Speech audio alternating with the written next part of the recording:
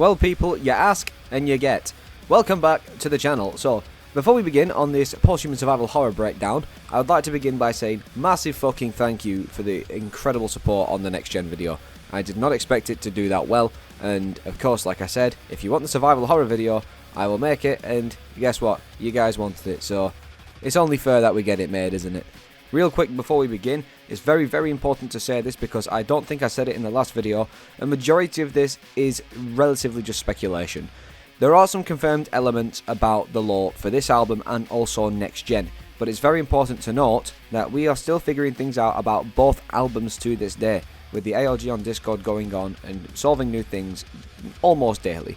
So again, take this breakdown with just as much of a pinch of salt as you took the next gen breakdown, please and thank you, because not much of this is concrete, okay? Okay, so last thing before we actually kick on with this, I'd like to say the sources mainly come from the Discord channel of the Bring Me the Horizon ARG, as well as some of the breakdowns provided in Brad Test in Music's reaction videos to both Posthuman albums, as that's where a lot of the information came from the previous video too. Alright, so we can kick off now. So before we talk about every song individually and what they mean towards the lore, we're going to talk about some key elements of this album. First of all, we have the virus, the VSPR-37, a global pandemic inspired by COVID-19 taking place in 2037, infecting humans and having numerous effects, such as turning them into zombie-like creatures or mutants, literal posthumans, which is the album's origin. Eve, hyper-advanced intelligent AI created to oversee and protect humanity. As the apocalypse develops, so do her own ideals and goals, and so begins to exploit what is left of humanity to achieve them. Ollie/Psycho/Scott. We don't know his name for sure because there are two possible names being Psycho and Scott, but people just call him Ollie for the sake of ease. In this album, he succumbs to Eve in the midst of the apocalypse after losing his mental stability as the album progresses, not a prominent figure unlike his appearance in Next Gen.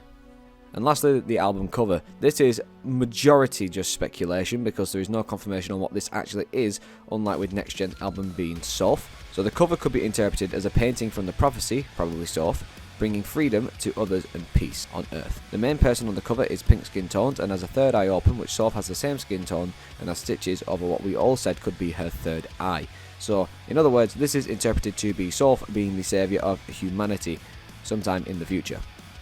Alright, so with that out of the way, let's talk about every single song individually, what they mean in terms of the lore as well as their inspiration. Since there isn't that many songs, we've got a bit more time to talk about them.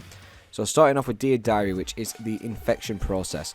The opening track, it delves into themes of chaos, anxiety and social collapse. This is potentially after Next Gen, well that's only a big theory. The aggressive tone and lyrics reflect a sense of existential dread and frustration, capturing turbulent emotions and uncertainties of modern life. The lyrics portray a grim picture of the world in disarray, touching on personal struggles as well as broader issues like environmental degradation and the loss of control over one's life. There are multiple allusions to the original Resident Evil. More specifically, the song alludes to a diary entry found in the Spencer mansion known as the Keeper's Diary. The book is notable for its intimate description of a T-virus infection written by a researcher undergoing the process. As the author succumbs to the infection, the last entry infamously reads, "Itchy, tasty," which inspires a lyric in the song. Dear Diary, dog stop barking, probably because I ate his face. Tasty, itchy, TV says there's no more human race. Parasite Eve, the infection has taken hold. The person in the song has succumbed to the infection and humanity is battling an unseen army. The song goes on to indicate that there have been transformative effects on the world and on individual lives. The track is a commentary on current events, COVID, and a broader exploration of humanity's resilience and adaptation in the face of unprecedented challenges, as well as how poorly the pandemic was handled. During the song, Eve is sarcastically speaking to these people, as is Ollie's character once he's on Eve's side. Lyrics directly talk about the virus and its effects. Teardrops, struggling to cope with the infection, and technology is rapidly improving. In the context of the lore, this song translates to people always looking at screens for the news and becoming more and more pessimistic about things until they become emotionally overwhelmed and simply just shut down and they cannot feel a thing. As quoted by Ollie himself during the album's release, "Tech addiction is so normal for us these days, we're all in the same boat, so no one really likes us talking about it. But the mental impact of the way we're living now, the way our society is, I don't think we're really seeing the after effects or the repercussions of that, and I think we will be soon." This song is about how our moral compass is a little bit skewed because we're so numb to the bad news every single day and it's hard to know what we should actually do about it. think it's very dangerous because when we hear these stories of oppression, tragedies or whatever, it's like, do I scream, do I shout, do I tell someone, do I fight about it, or do I sit down? We're losing our touch with how to react to this stuff. Obey, brainwashing and corruption, as well as the uprising and rebellion. The protagonist singing this song used to be brainwashed and felt fine because of it, interpreted as either the government brainwashing or Eve. When he peels back the curtain and takes a deeper look at what's actually going on around him, it's too much for him to handle, and he metaphorically stabs himself in the eye, wanting to blind himself from the truth of the world and returning to this blissful brainwashed state. Itch for the Cure, When Will We Be Free? The song title is relatively self-explanatory, as it is essentially what the song is about. The song title is of course also a reference to the Linkin Park song Cure for the Itch, as Ollie grew up being a massive fan of Linkin Park. The title is humanity begging for things to get better rather than actually acting. However, as this short song continues, we hear Baby Metal shout "I wanna be a Kingslayer," which is essentially representing this small group of people banding together to form what will then be known as Project Kingslayer, to essentially form the rebellion to attempt to take down Eve. Now comes the fan favourite, and the one that has the most questions in terms of the lore, Kingslayer. And I apologise if the summary that I have for you isn't as exciting as you was probably hoping. So Kingslayer is an ode to someone who's willing to do what's right even if it's illegal. So in this context, I suppose it means going against the government and going against Eve to try and fix the world. Kingslayer is also a reference to Call of Duty, which when you kill a top player on the top team, you're awarded the Kingslayer medal, which inspires this song, as Ollie Sykes played a lot of Call of Duty during the pandemic. Now, of course, during verse 2, when Baby Metal is singing, they say lyrics such as, "Life is encrypted, you are modified, like a virus in a lullaby, artificial till the day you die, silly program, you're corrupted." The song is people coming to realization that they have more control over their own being than they were led to believe. This group of people realise that Eve is no saint and is going rogue, leading them to form Project Kingslayer, which is just code name for take down the rogue AI. Lyrics from Baby Metal are direct parallels to this. Baby Metal represent the group of rebels in this song and are not an in-universe band or pop group. Project Kingslayer eventually fails as Eve proves too powerful. One by One mainly talks about how humanity feel guilt remembering that they destroyed other species or even other people because of ethical, religious, gender and sexuality differences in both this world and the real world. This track is massively just speculation, as there is no clear image that can be painted as far as the lore goes up to now. Quote from Ollie: "The song addresses the guilt that we as a society carry for what we've done to other species and ethnicities or other genders. This could potentially link to Carl Strassman saying 'Oh God forgive me' at the end of A Bullet with My Name On." Possibly written from Celine's perspective while she's in Utopia is another key theory. Lyrics such as "Me and that bitch, we can't be friends," maybe referring to her and Eve.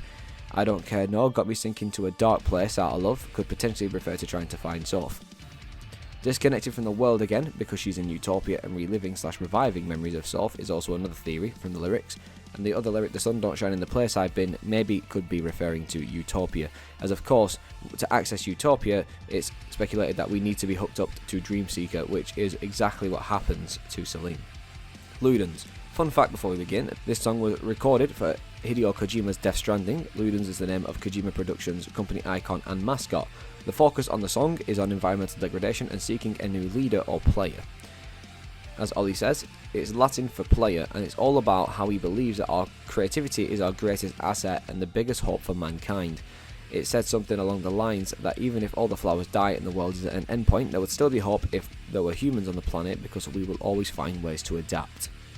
Lyrics such as, "Do you know why the flowers never bloom? Will you retry or let the pain resume? I need a new leader, we need a new Luden." Somebody wants a new leader, one that isn't Eve, someone physical. Maybe this is from Strassman's perspective. Maybe he's frustrated by the lack of physicality from Eve, causing her to create her own physical form in Next Gen. Connection could refer to the internet connection or a physical one, or perhaps this is from Celine's perspective, as per the messages between her and Eve. "Form a connection when we can't even shake hands, you're like a phantom greeting me," is a lyric that is referring to those theories. Luden suggests a society that is increasingly disconnected from reality, where relationships are meditated by screens and genuine human interaction is scarce. The reference to a world covered in cables that was never wired to last points to the fragile nature of society overly dependent on technology, hinting at the potential for systematic collapse or loss of humanity. The final song on the album, "One day the only butterflies left will be in your chest as you march towards your death." It's kind of an ethereal song, similar to Aurora's verse on Limousine.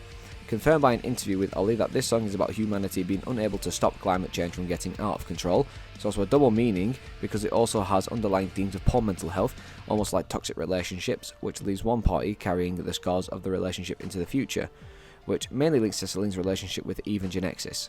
This is the point that Eve snaps. She takes all of the power given to her by all the people and uses it to become a godlike figure and the antagonist of the story going forward.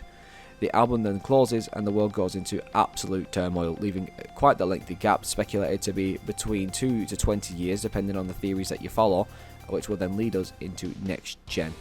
Ollie quotes about this song: "This is the end of our world, so we need to try and find a new one," which segments into the formation and the rise of Genexis, who are attempting to reach a higher plane of existence through their experiments being Utopia. Eve then finds them and aligns themselves with Genexis to be at the top of their hierarchy to control these experiments, so that when Utopia is discovered, she can use her power to corrupt and take over Utopia as well as the physical world. Now, like I say, a lot of what this album is massively speculation because there aren't too many clear links to the lore that we know of right now compared to Next Gen, with the Multidimensional Navigator website still being uncovered today. They do link things back to survival horror, but of course when everything's uncovered then we'll get a clearer picture. Now, before we sign off, we do have an additional analysis here, and we're going to rewind all the way back to Amor with Mantra. It's relatively obvious that it's directly relevant to Next Gen, so I'll throw this in as a bonus. Lyrics during the song, such as "Could I have your attention please, it's time to tap into your tragedy, think you could use a new abuser, close your eyes and listen carefully, imagine you stood on a beach, water gently lapping at your feet, now you're sinking, what were you thinking, that's all the time we have this week." It's a therapy session obviously, ending with the typical "that's all the time we have this week," which feels very blunt when you've just spilled your guts. It's a reference to not having time to truly dig into anything meaningful. Therapy also takes place on psych wards, such as the Lost music video, and the lyrics referring to new abuser, which could very well be, according to a theory, Carl Strassman, who is performing a lobotomy on Ollie in the Lost video. And as Ollie said himself, the song blossomed into a little bit more. The lyrics of "Do you want to start a cult with me, and we're going to need some real estate, or like we're going to buy a house, but if we pick my words carefully, I can convince you that I'm the person you need to devote your life to," which of course in this case refers to Eve and Genexis. So potentially Mantra was the start of the whole Next Gen and post-human lore. Thank you for watching this video. I apologise if it's not what you was expecting, but unfortunately after doing a bit of digging, there's not a massive amount out there that you can actually put into formation of a plot. But the general synopsis of Post-Human is that it's the start of the end, essentially, not to quote Empire for a moment, but it is literally the start of the end. This virus goes loose after some experimentation, it mutates people into all sorts of different weird and wonderful creatures, and of course the handling of this virus was much similar to how the UK government and other governments handled COVID-19 all the way back in 2020. It was not great, and that's what this album wants to reflect on more than anything. Of course, there is lore here, but the lore mainly blossoms and expands in Next Gen. This is just a massive, and I mean a massive blueprint and foundation for that lore to take off in the following albums. Because as far as I know, and as far as a few other people know, there isn't much to be had here in terms of this massive lore. So that's unfortunately all the time I have for you today regarding this album. If you're new here and you're not here just for the Next Gen and post-human survival lore analysis, be sure to check out what else I do, such as the album reactions and other album, reactions, just general talking about music. We do fun music things here. So yeah, thanks a ton for watching, and I will see you all at some point in the future. Hopefully.